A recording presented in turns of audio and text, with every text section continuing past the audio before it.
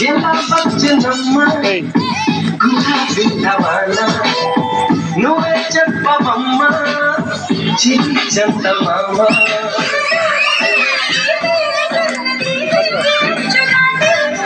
చెలరేగుతున్నది కోరుతున్నది ఆశయం కోరి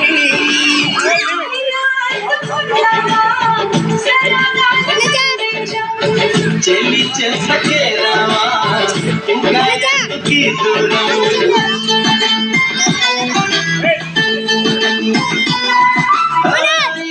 వచ్చనమ్మా